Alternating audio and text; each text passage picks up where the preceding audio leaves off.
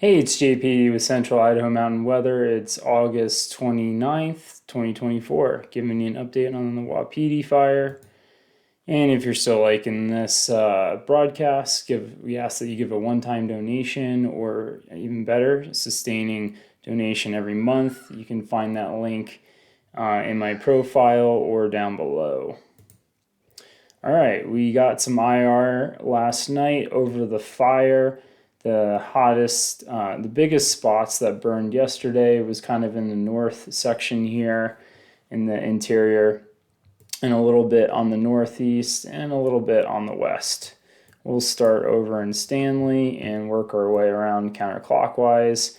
So new growth yesterday was kind of right in this area of Crooked Creek and over by Iron Creek. Couldn't tell if that was firing operations here or if they're just trying to keep the fire from spreading. I'm assuming it was the fire itself and not firing operations of them trying to do control work, because they did have a couple spot fires here, these three isolated spots that they were able to get aircraft and hand crews on very quickly and can, I don't want to say contain, but neutralize the threat. So no structures burned yesterday, or were lost, I should say. Night crews worked throughout the night. I don't have an update on homes, but I'm assuming that it's all A-OK because they had favorable weather last night with probably humidities increasing as they do. It has been really smoky. We'll talk about that in a second. It does look like, let me pull up another. So that spot fire 2 days ago, you can see where they put the bulldozer line. That's all the X's in there. That doesn't look like it spread too much yesterday from when they last flew the IR.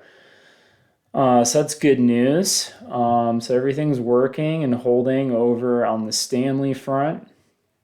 Let's move around to the north section here.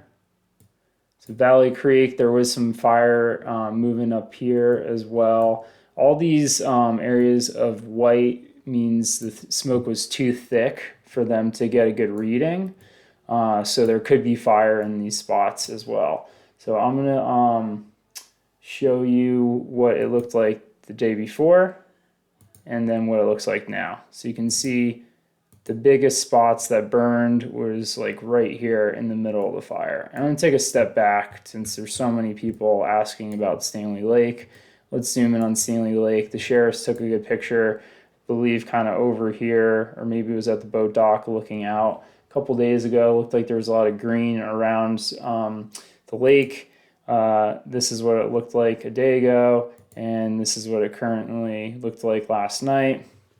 You can see the fire spread down to the shoreline on the southeast side and is kind of consuming the entranceway for there. So that's definitely going to change the landscape quite a bit.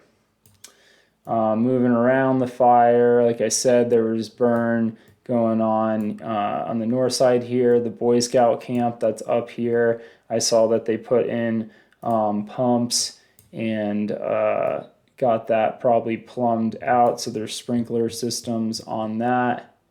Can't really make it out, but they have some tanks up there.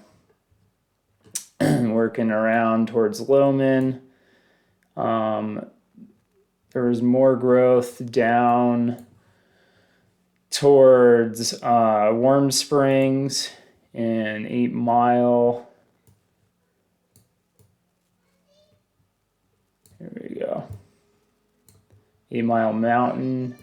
So you could see it crested the ridgeline. Crested the ridgeline yesterday and moved a little bit down into this drainage.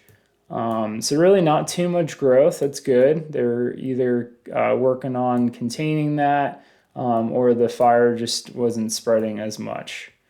All All right, so I think that was kind of, let me just give the southern end here. We had a little bit more growth. Still, this is kind of being pretty stubborn in here to burn, which is good because was heading towards redfish.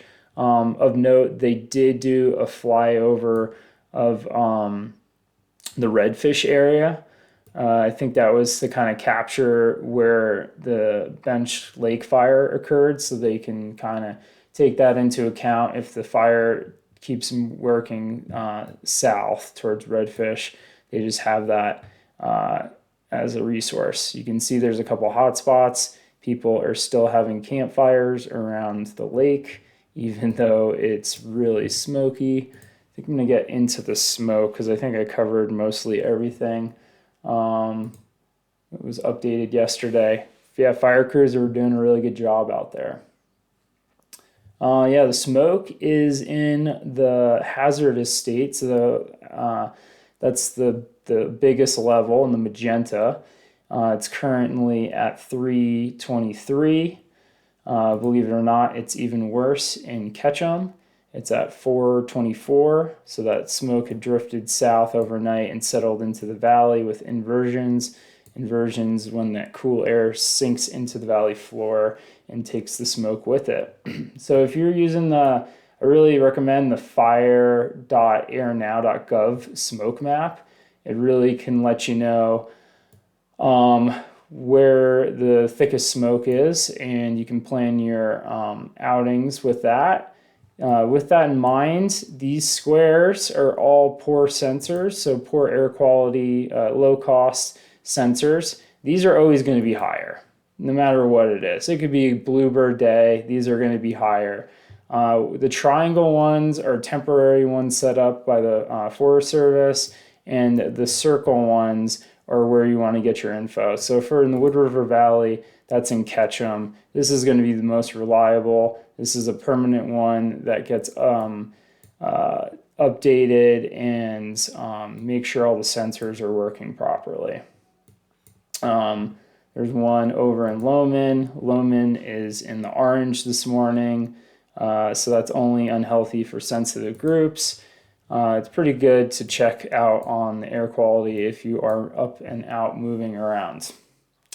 The winds today are going to be out of the northwest again. So those are going to be continue to be out of the northwest till we have a shift tomorrow where it becomes a little bit more westerly, even a little southwest in there, and that'll continue for Saturday too. So I'll just give you the whole smoke forecast since we're in there. All right, so 10 a.m. You can see the Sawtooth Valley and over towards Lowman is going to be really smoky today. That's going to push over to Galena Pass, that really bad section. But the smoke is going to clear out. At least it's forecasted to clear out the Wood River Valley. It might be pretty slow until that pushes out this afternoon and it gets a little bit better before we get that inversion again and it goes back in. Just give you a little bit more. Go back to the 0Z run. That's going to capture the next few days. So we'll fast forward this to Thursday night. Smoke comes back into the Wood River Valley. That gets flushed out during the day.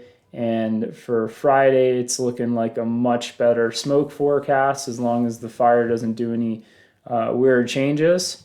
And that's all we got for the smoke. So clearing out, and then we'll be in southwest flow for the weekend as the storm system moves in from the Pacific, from Oregon area this time, not the north. And that should help just keep the smoke moving to the northeast and give us a little reprieve for the holiday weekends. I think that's all I got. So fire weather today, it's going to be definitely, clear skies. It'll be smoky, so that's going against them. The RH, the humidity is going to be pretty low. That's going to be again in the 20s, I believe, but the wind is going to be in their favor for firefighting today, because it doesn't look like it's going to be more than 15 miles per hour.